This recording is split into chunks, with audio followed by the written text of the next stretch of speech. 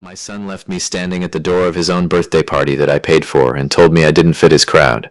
I have paid for a lot of things in my life without making a production of it. Venue deposits, car repairs, the first and last month's rent on an apartment I never once stepped foot in, a dental bill for a crown that cost more than my first television, a down payment on a car my son drove for 4 years without ever asking what it actually cost. I am not saying any of this to build a case or to make myself sound like a saint, because I am not a saint and I am aware of that. I am saying it so you understand the kind of man I am before I tell you what I did, so that when I tell you, you understand it was not a casual thing. It was not a reflex. It was a decision I made carefully, alone, at a kitchen table at 6 in the morning with a cup of coffee going cold in front of me. And I want you to know exactly how I got there. My name is Gregory Halcourt. I am 56 years old, recently retired after 28 years as an insurance adjuster out of Calgary, Alberta. I know how that sounds. It sounds like the kind of job you describe at a dinner party and watch people's eyes go politely neutral. But what it actually is this. Someone who spends 3 decades reading the documents that other people sign without reading, and then sitting across from them later and explaining, very carefully, and without any satisfaction whatsoever, exactly what they agreed to.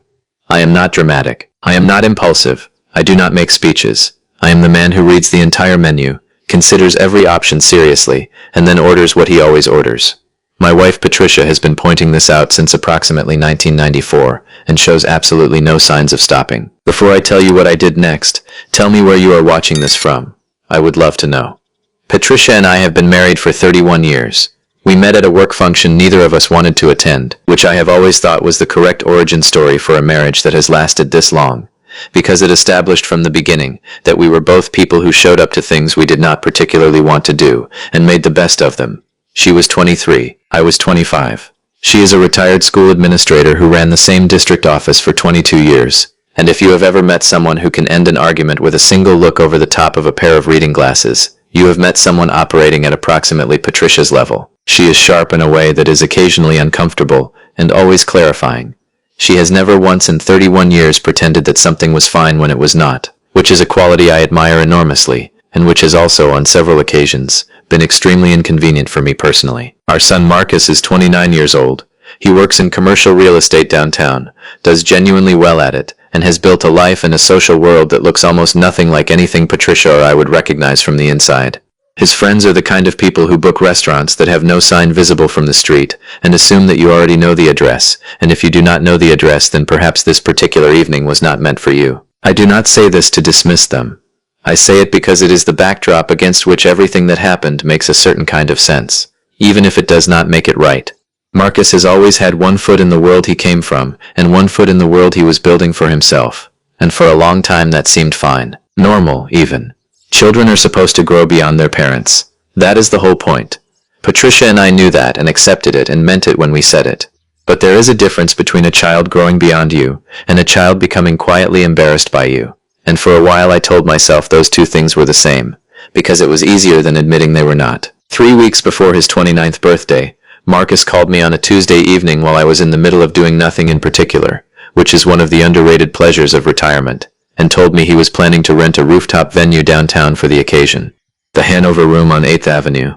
He had looked at it. He liked it. It was exactly what he wanted. He asked if I could cover the deposit to hold the space. The deposit was $2,800. I asked him one question, not because I was reluctant or suspicious, but because 28 years of reading contracts makes certain questions automatic. I asked if the deposit was refundable if something fell through before 14 days out. He said yes, fully. I said all right, send me the details. I transferred the money that afternoon. What I did not know at the time, and what I would not find out until much later when I finally read an email carefully that I should have read carefully the first time, was that my name had also been listed as the responsible billing party for a separate catering balance of $1,400, due and payable the evening of the event. Marcus had included me on that paperwork when he forwarded the vendor email to my account for the deposit transfer. He had not mentioned it. He had not pointed it out. He had simply included it. The way you include a document you are hoping someone will not look at too closely, and I had not looked at it too closely. I had skimmed it, transferred the deposit, and moved on. 28 years of reading fine print on behalf of other people, and I missed the one document that mattered to me personally. I have thought about that more than once since. The day of the party was a Saturday in mid-October.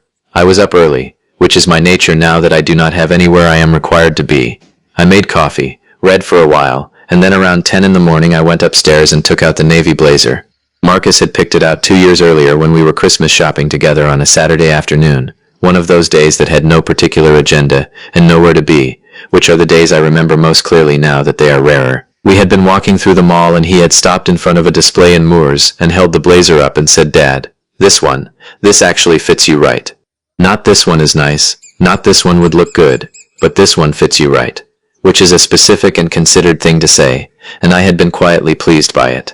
Pleased that he had been paying enough attention to me to have an opinion. I bought it that afternoon, and had worn it maybe 5 or 6 times since, always on occasions that felt like they deserved it.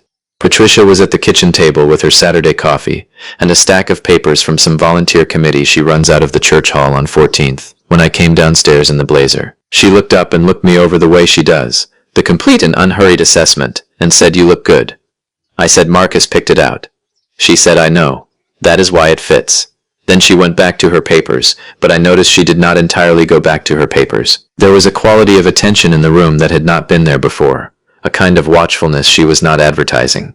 Patricia is very good at being concerned without performing concern, which is one of the things I love about her, and one of the things that occasionally makes me feel like I am being quietly monitored. I texted Marcus around 6 in the evening to ask if he needed me to bring anything, or if there was anything useful I could pick up on the way. Wine, maybe? Something small.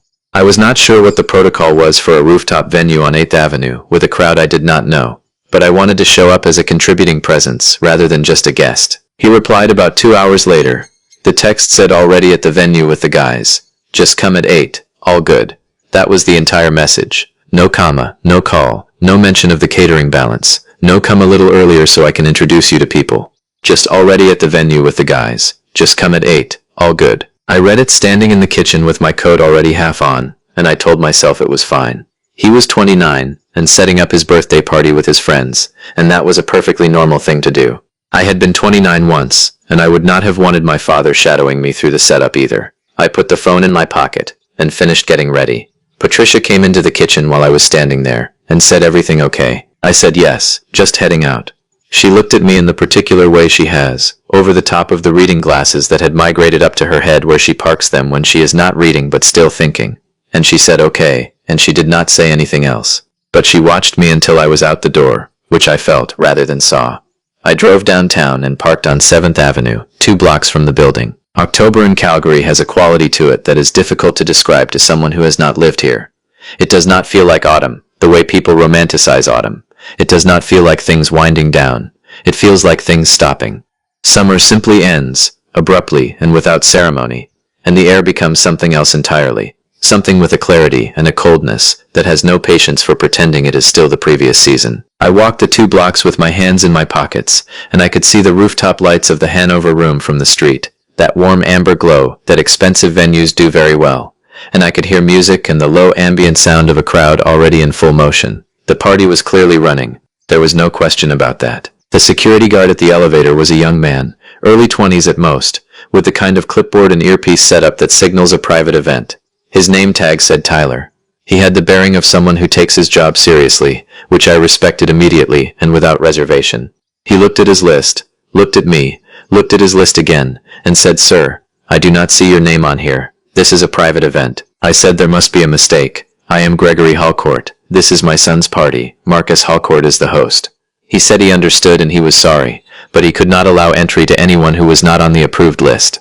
I said, "Of course, I will just call him quickly." Tyler nodded and stepped back and gave me space to make the call, which I thought was considerate. I called Marcus. It rang 4 times and went to voicemail. I called again. Same result. I stood beside that elevator on a Saturday night in October, while the music came down through the ceiling from directly above me, and I called my son 5 more times over the course of the next 22 minutes. I know it was 22 minutes because I looked at my watch when I made the first call, and looked at it again when he finally picked up. And I am, as I have mentioned, the kind of person who notices these things, even when part of his attention is occupied with standing very still and maintaining a composed expression in front of a young man with a clipboard, who was visibly trying not to make eye contact with me, out of what I think was genuine sympathy. Marcus answered on the 7th call. I could hear the party clearly behind him, the music and voices and the specific quality of sound that comes from a full rooftop on a Saturday night. And then there was a shift in the audio, a muffling and a change in the background noise, like he had cupped the phone or stepped away from the crowd. He said, "Yeah, just that. Yeah." I said, "Marcus, I am downstairs. My name is not on the list." He said, "Oh." He said, "Hold on." And then there was a pause, and I could hear pieces of conversation that were not directed at me, and then footsteps. And 3 minutes later the elevator opened, and Marcus stepped out with 3 of his friends. They were all holding drinks. They were mid-conversation about something that had nothing to do with me, and they wrapped it up slowly and with no particular urgency, the way people do when they are coming from somewhere warm and full and are not yet ready to leave it entirely. Marcus looked at me. He looked at the blazer he had picked out 2 years ago at Moore's on a Saturday, with nothing else to do. He looked at Tyler, who was doing the professional and decent thing of studying his clipboard with complete attention. And then Marcus said it, quietly, the way you say something when you want it to land without looking like you threw it, in a voice that was carefully pitched to be soft enough that no one could accuse him of making a scene while still being perfectly audible to everyone standing there. He said, "Dad, honestly, you should just head home. This isn't really your crowd. No offense. I want to tell you I had something ready. A line. A response. Something measured and precise that landed the way it should have. I did not." I stood there for a moment that felt longer than it was, looking at my son in that lobby, and I thought about the blazer, and I thought about the deposit, and I thought about the 2 hours I had waited for a text back that said already at the venue with the guys. And then I thought about Patricia at the kitchen table watching me leave, not saying anything, just watching. And I made a decision about what kind of person I was going to be in the next 30 seconds. Because I did not want to be the kind of person who argues at the door of a building in front of a stranger while his son's friends watch. I said, "Marcus, understood. Have a good night." And I turned and walked back to my car. I drove home on a route I could drive without thinking about it, which was good because I was not thinking about it. I pulled into the garage and turned the engine off and sat there for a while, with the garage door still open, long enough that the automatic light clicked off and I was sitting in the dark. I do not know exactly how long. Long enough. Then I went inside. Patricia was in the living room. The television was on at low volume, something she was not really watching, and her reading glasses were pushed up on her head and she had a book open on her lap that she also did not appear to be reading. She looked at me come through the door and she said, "Greg."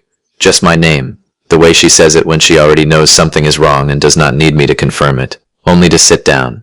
I sat down across from her and I told her what happened. I told her about Tyler and the list and the 22 minutes and the 7 calls. I told her about Marcus coming down with his friends, mid-conversation, unhurried. I told her exactly what he said and exactly how he said it. Patricia did not say anything while I was talking. She is very good at that, at giving something the full space of being said before she responds to it, which is a skill I have always admired and never fully managed myself. When I finished, she took her reading glasses off her head and set them on the side table with a small deliberate motion. Then she looked at me for a moment. Then she said, "What are you going to do tomorrow morning?" I said I was going to look at that catering email and figure out where I stood on the cancellation window. She said, "Good." Then she said, "Do that first thing, before coffee." I said I would do it with coffee. I was not an animal. She picked her glasses back up and looked at the television. I sat there for a few more minutes and then went to bed. I did not sleep particularly well, which I expected, but I slept enough. In the morning I was up before 6. I made coffee and I opened my laptop at the kitchen table and I found the email Marcus had forwarded to my account 6 weeks earlier for the deposit transfer, the one I had skimmed and not fully read. I read all of it this time, every line. My name is the responsible billing party, the catering balance, $1,400, due and payable the evening of the event, Riverside Events Catering, contact name Carol Yun. And at the bottom, in the standard terms section I had not read the first time, the cancellation policy. Full refund of the deposit and waiver of the outstanding balance if cancellation was received no less than 48 hours before the event. I looked at the timestamp on the email. I looked at the time on my laptop. I did the arithmetic twice, because I wanted to be certain. I was inside the 48-hour window by 6 hours. I sat with that for a moment and I drank my coffee, and I looked out the kitchen window at the backyard where the last of the season's light was doing what it does in October in Calgary. That particular low-angle morning light that makes everything look considered and still. And I thought about what I was doing and whether I was doing it for the right reason. Because there is a difference, and I had spent 28 years in a profession where that difference mattered enormously, between acting from a clear and justified position and acting from an angry one. The first one holds up, the second one does not. I asked myself honestly which one this was. The answer I came back to was this. I had transferred $2,800 to hold a venue for a party. I had been listed, without my knowledge, as the responsible billing party for an additional $1,400 in catering costs for that same party. I had been told to come at 8 o'clock. I had arrived at 8:15 in a blazer my son had picked out, and I had been left standing at the elevator for 22 minutes making 7 phone calls while the party ran above my head. And then my son had come downstairs and told me, in front of his friends and a security guard named Tyler, that I did not fit his crowd. That was a factual description of events. It was not colored by anything. And the question I was sitting with was simply whether I was going to continue to be the responsible billing party for an event from which I had been turned away. The answer was no. I called Carol Yoon at Riverside Events at 9:15 in the morning, a Sunday. I had expected to leave a message, but she picked up on the 3rd ring, which I took as a sign that this was a woman who worked weekends, which in my experience means a woman who is organized and precise and does not waste time, which is exactly the kind of person you want to be talking to when you are canceling a catering contract on a Sunday morning. I introduced myself, gave her my account information, and explained that the arrangement had been entered into under a misunderstanding regarding my attendance at the event, and that I was formally withdrawing the pending payment. Carol said she understood, pulled up the file, confirmed that I was the account holder, confirmed the cancellation was within the penalty-free window, and told me the refund on the original deposit would post to my card within 3 to 5 business days. She said, "Is there anything else I can help you with, Mr. Halcourt?" I said no. "Thank you, Carol. I appreciate your time on a Sunday." She said not at all. We hung up. Then I called the Hanover room and asked to speak with whoever handled the event billing accounts. I explained that I was the cardholder listed as the responsible party for damages on the Halcourt event booking, and that I was requesting my card be removed from the file, as I would no longer be serving in that capacity for this event. The woman I spoke to confirmed the card had been removed. I said thank you. She said have a good day. I said the same. I closed my laptop. Patricia came downstairs in her robe with her reading glasses already on, which means she had been awake for a while. She went to the coffee maker and poured a cup and then stood at the counter and looked at me and said, "Well." I said both calls are done. She said the venue too. I said the venue too. She looked at me over the top of her glasses for a moment, and then she said sit down. I am making eggs. I said you do not have to do that. She said Gregory, sit down. I sat down.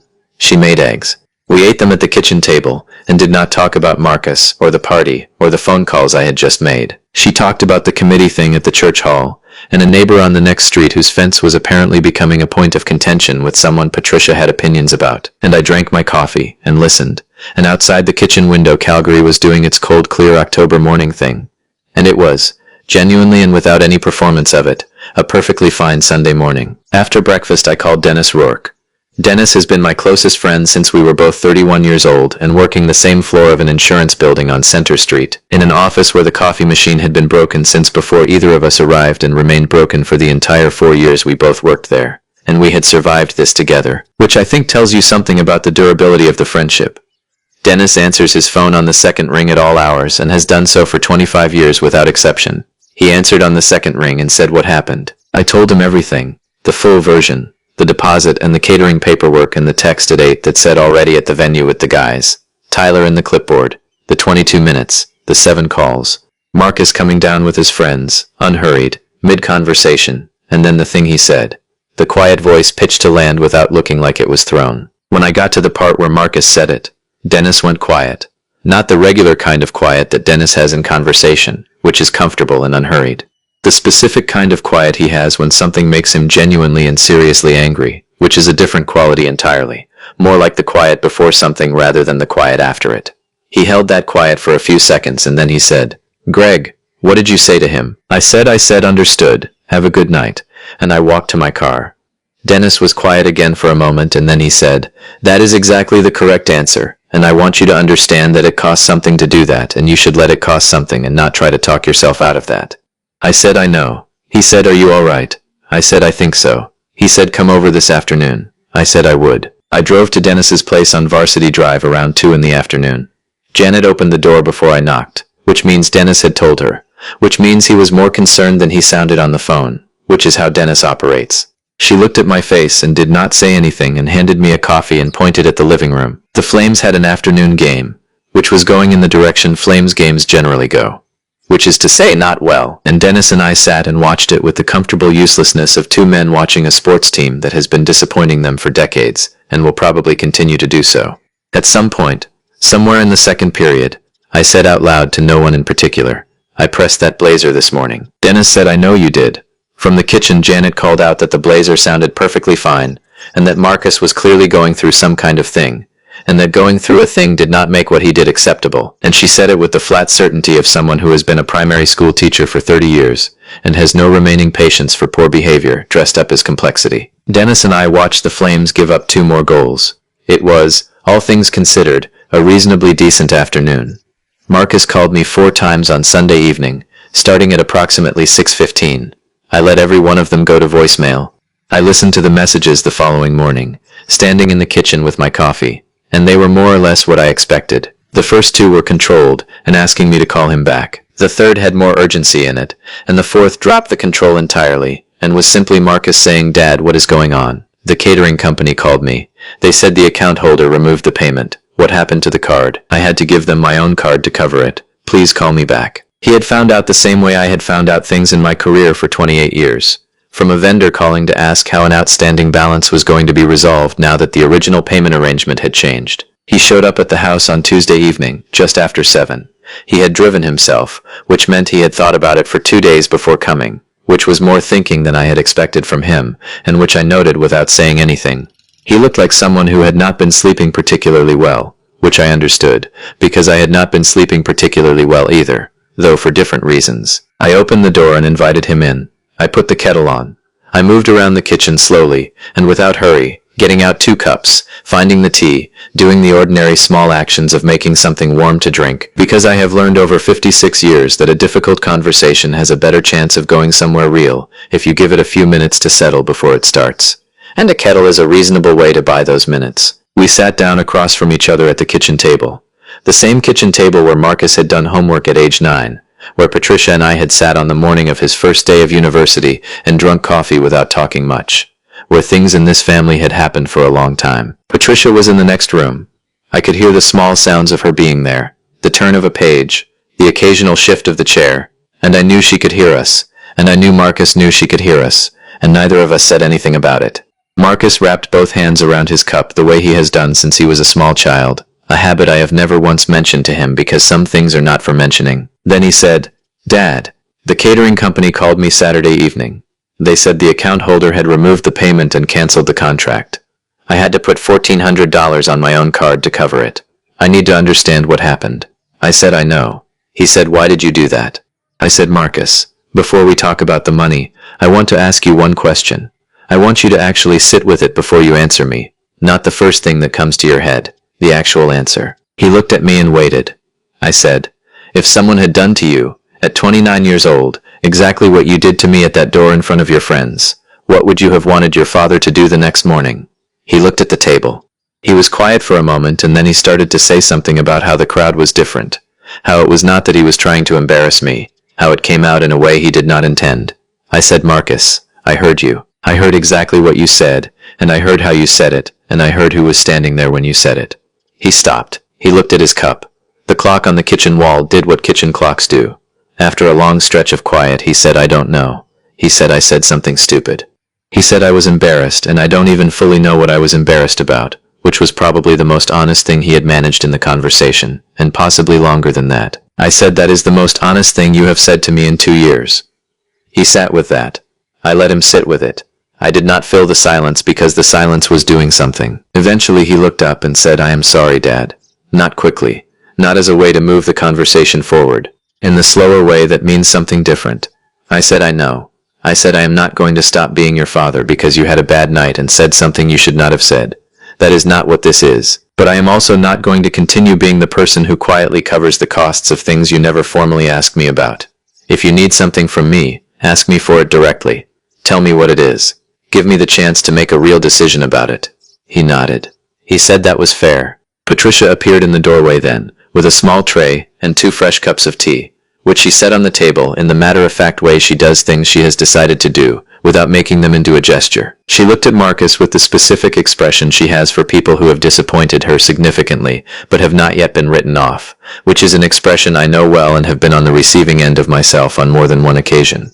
Then she pulled out the chair beside me, sat down, picked up her own cup, and said, "So, tell me about this job of yours. I want to hear about it properly, not the version you give when you are summarizing, the actual version."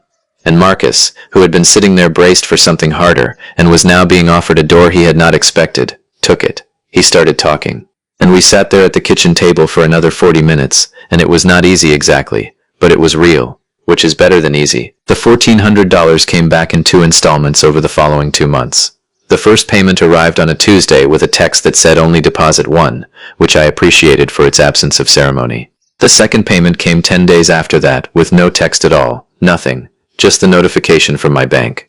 No explanation, no commentary, no performance of accountability. Just done. That one I appreciated even more. What changed after that was not dramatic, and did not happen all at once. He started calling before things, instead of sending a text 2 hours into them. He started using my name specifically on guest lists, not just leaving a space and assuming I would figure it out, but actually putting Gregory Halcourt on the list, and then texting me a screenshot of it, with a note that said, "Just so you know you are on here." The first time he did that I read it twice, set my phone face down on the counter, stood there for a moment, finished washing the 3 dishes that were in the sink, and then picked it back up and typed, "Good, see you there," and meant both of those words independently and together. 6 months after the birthday, Marcus called on a Wednesday evening and said he wanted to do dinner, just the 2 of us, and that I should pick the place. Not a venue on 8th Avenue with a guest list and a rooftop. Just dinner. My choice. I picked the diner on 17th Avenue. The one with the red vinyl booths, and the laminated menus, and the pie case beside the front door that rotates with tremendous conviction through its 4 available options, which have not changed in the approximately 15 years I have been going there. It is the kind of place where the coffee comes automatically, and the portions are not ironic, and the lighting is exactly bright enough to see who you are eating with. We sat for almost 2 hours. He asked about Dennis. He asked about the neighborhood. He asked about a trip Patricia and I had been talking about, and seemed genuinely interested in the answer, rather than asking as a courtesy. And then he told me about a deal he had been working on, a commercial property conversion on the east side. And he told me about it in actual detail, not the summarized version for someone he assumed would lose interest or fail to follow. He explained the financing structure, and the zoning complications, and the particular difficulty of the secondary investor situation, and I asked questions and he answered them, and occasionally looked mildly surprised that I was following, which I found both understandable and slightly funny. The check came. He reached for it before I had moved. He did not make a thing of it, did not announce it or look at me to see if I noticed. He just picked it up, the way you pick something up when it belongs to you. We put our coats on, and walked out into a January evening that was doing what January evenings in Calgary do, which is make it entirely clear that warmth is a privilege and not a right. And we said goodbye quickly in the practical way of 2 people who are both cold and both know it. He walked to his car. I walked to mine. I watched him go for a moment, a man I had known since before he could walk, heading toward a car I had not paid for, in a coat I had not bought, living a life that was entirely his own, and I thought that was actually exactly how it was supposed to be. I drove home to Elbow Drive. The kitchen light was on the way I always leave it when I go out in the evening, the overhead off and just the light above the stove, enough to come home to. Patricia was at the kitchen table with her tea and a library book and her reading glasses perched at the end of her nose, in the way that means she has been reading for a while. She looked up when I came in and said, "How was it?" I said, "Good, I think." She said, "Good, I think. Sounds about right." She went back to her book. I took off the blazer. I hung it up properly on the hook by the back door, which is where it lives now. Available, ready, fitting exactly the way it always has. I put the kettle on. I stood at the kitchen window while it heated and watched the backyard in the dark, the fence line and the shape of the neighbor's spruce tree, and the ordinary quiet geography of a life I had built over a long time and was not finished with yet.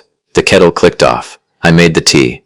I sat down at the table across from Patricia, and she did not look up from her book, and I did not say anything, and the house was warm, and the tea was good, and that was that.